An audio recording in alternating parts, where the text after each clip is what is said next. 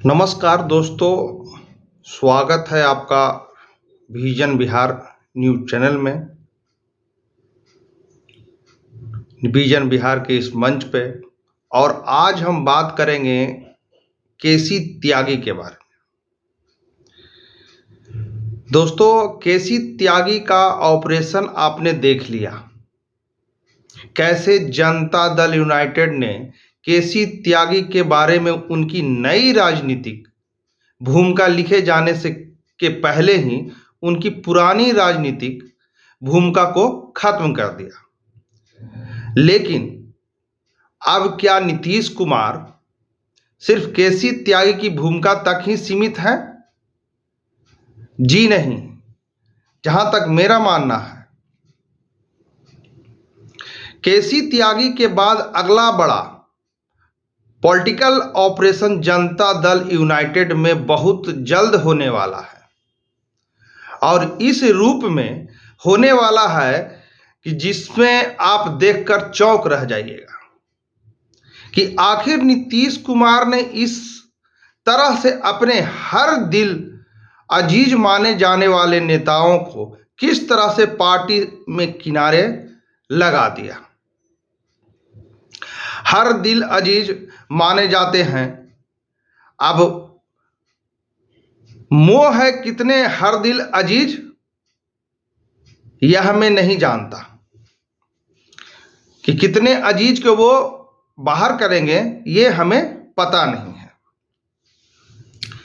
लेकिन जनता दल यूनाइटेड में जो रोज खेल चल रहा है, उस खेल पर यदि आप नजर डालें तो नीतीश कुमार का जो कोर ग्रुप है या कोर ग्रुप कहा जाता है, वो कोर ग्रुप बदलता हुआ नजर आ रहा है। जनता दल यूनाइटेड में बिहार का मुख्यमंत्री पद संभालने के बाद से नीतीश कुमार के कोर ग्रुप को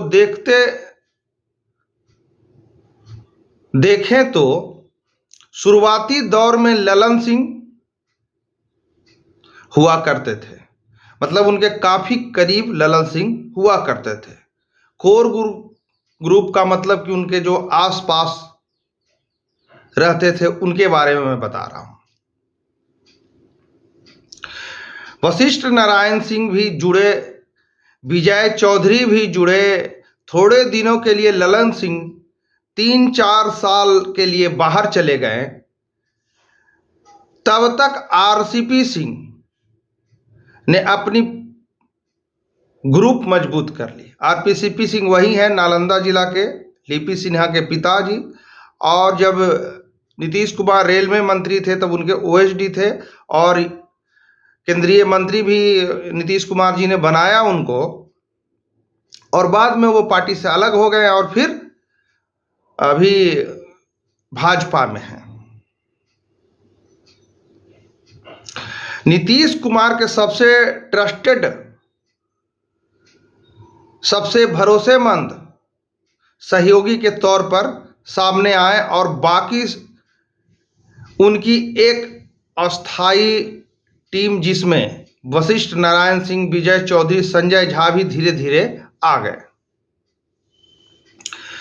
सारे लोगों की टीम यह काम करने लगी कि ललन सराफा का नाम भी लोग लेते हैं। ललन सराफा उनको बोलते हैं, ललन सिंह को। आमतौर पर पर्दे के पीछे से काम करते हैं।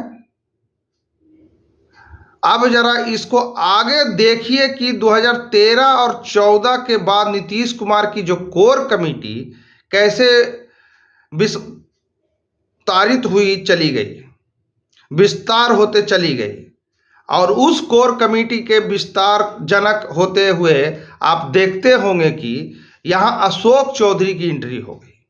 अशोक चौधरी वही हैं जो अभी अभी उन्होंने बयान दिया था एक खास जाति पे, जहानाबाद पे, और वो कांग्रेस से आए हैं जेडीयू में।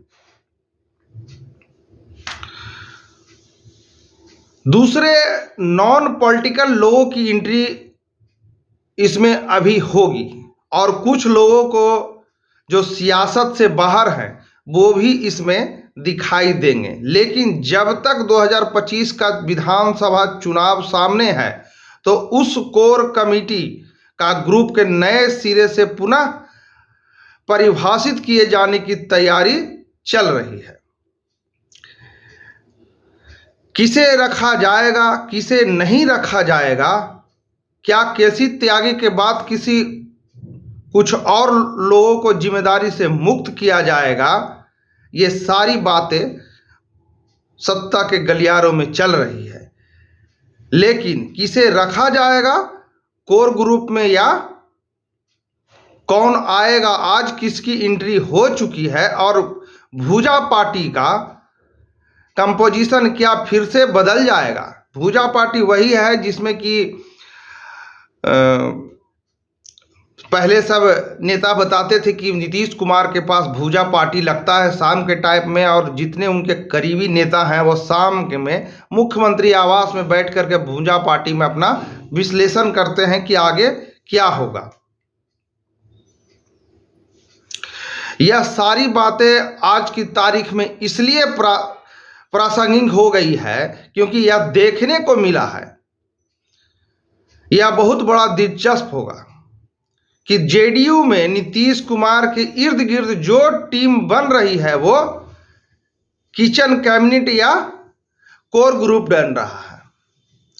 उस कोर ग्रुप से केसी त्यागी को आउट हो गए, और केसी त्यागी के आउट होने के बाद ललन सिंह की भूमिका कहा जा रहा है। ललन सिंह जब नीतीश कुमार के कोर ग्रुप में नहीं हैं, उनके करीबी लोगों के संगठन में जगह नहीं दी गई, राष्ट्रीय संगठन को लेकर बिहार में संगठन तक, लेकिन ललन सिंह के बारे में कुछ भी कहना बहुत जल्दबाजी होगी, क्योंकि ललन सिंह वही आदमी है जो कि ललन सिंह उस टाइम से नीतीश कुमार के साथ हैं जब नीतीश कुमार जी विधायक भी नहीं थे, और उनके आदमी का मतलब कि अभी 150-60 पदाधिकारियों का इधर उधर नीतीश कुमार जी ने किया तो उसमें ललन कुमार जी का कोई भी आदमी नहीं था।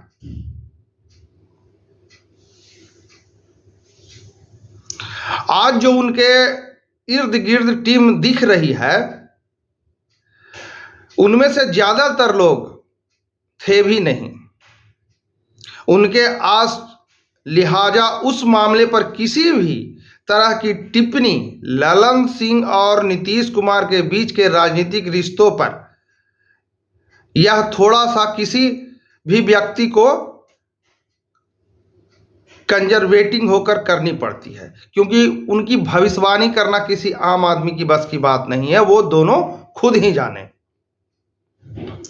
क्योंकि कोई नहीं जानता कि आने वाले समय में कब विश्वास का पुल किस रूप में सामने आ जाए, और वह पुल दरअसल पूरी तरह कभी टूटता नहीं है। थोड़ा बहुत गर्माहट और थोड़ी बहुत उसमें सर्दी आती है, लेकिन सवाल उठता नहीं है वहां। मैं नीतीश कुमार और ललन सिंह जी के रिश्ते के बारे में बता रहा था कि उसमें तीसरा कोई घुसने की हिम्मत नहीं करता, और जो घुसता है वो जेडीयू से बाहर का रास्ता या किनारा लगा दिया जाता है।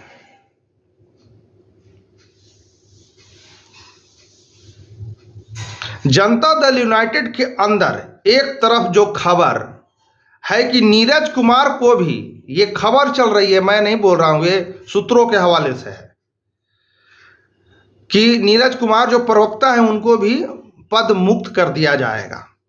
और नीरज कुमार को पद मुक्त करने का हवाला भी स्वास्थ्य को लेकर कुछ लोग बता रहे हैं, लेकिन मेरे पास उसके बारे में कोई पुख्ता जानकारी नहीं है। मैं वहीं से कहीं उड़ता उड़ता कान में आया तो मैं सोचा आप सबको बता दूं कि नीरज कुमार का स्वास्थ्य कैसा है। हालांकि बोलते तो बहुत ही अच्छा, मैंने कल परसों उनका इंटरव्यू देखा तो बहुत अच्छे से अशोक चौधरी जी को जवाब दे रहे थे, और प्रवक्ता के तौर पर जिस तरह से ऊंची और बुलंद आवाज करते हैं वो कम नहीं है।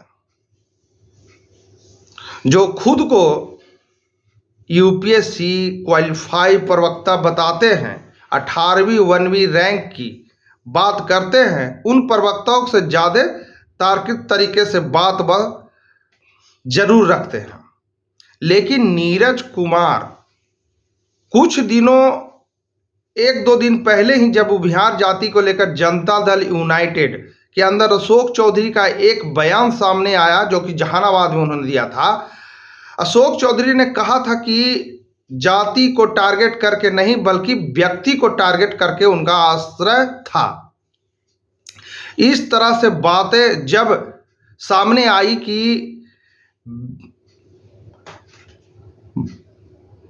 एक व्यक्ति की भूमिका को लेकर टारगेट करना नहीं बल्कि उनकी भूमिका को लेकर, चुनाव में उनकी भूमिका को लेकर सवाल उठा था।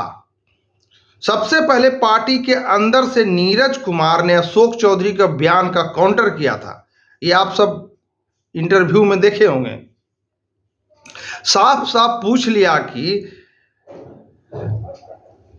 नीरज कुमार ने साफ साफ अशोक चौधरी से पूछा था कि प्रभारी तो वही थे, फिर कटिहार लोकसभा में क्यों जनता दल यूनाइटेड को अति पिछड़ा वर्ग का कैंडिडेट हार गया। ये सब हो रहा है। चंद्रवंशी जी जहानाबाद के कैंडिडेट थे और जगदीश चौधरी को उन्होंने सुधारा था। उनको जगदीश चौधरी जी का भी स्टेटमेंट आया था। उस पर जो जेडीयू के प्रवक्ता अभी फिलहाल में नीरज कुमार, वो अशोक चौधरी से पूछ रहे हैं कि आप प्रभारी मंत्री थे वहां के कटिहार के, तो आखिर वहां पिछड़ा कैसे हार गया। स्वाभाविक थे कि वो कहां थे। उनकी बेटी चुनाव लड़ रही थी चिराग पासवान के टिकट पर। चिराग पासवान के पार्टी से उनकी अशोक चौधरी की बेटी की टिकट मिलती है और वो वहां थे। ये आरोप लगा रहे हैं, ये बता रहे हैं मतलब नीरज कुमार जी। यूनाइटेड की सबसे दुर्दशा हो गई थी 2020 के चुनाव की। उन पार्टी के टिकट पर समस्तीपुर से लड़ रही थी, तो स्वाभाविक है कि पिता अपनी बेटी के लिए वहां प्रचार कर रहे थे। तो ये सारी बातें जानते हुए नीरज कुमार ने पूछा, तो क्या इस वजह से नीरज कुमार को किनारा लगाया जा रहा है? मैं ये आपको बताने की कोशिश कर रहा हूं। नीरज कुमार ने सामने आकर के बताया था।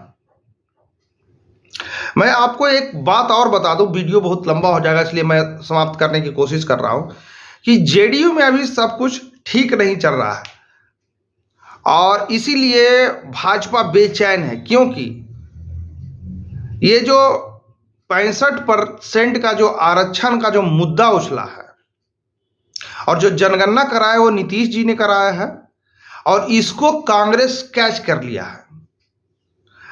और कैच करने के बाद देखिए कि कल परसों ही अभी महागठबंधन का धरना प्रदर्शन था जिला में कि जो 65% आरक्षण जो था उसको कोर्ट ने रद्द किया। तो विपक्ष ये दबाव बना रही है कि नियमावली 9 में ला करके इसको 65% आरक्षण दिया जाए।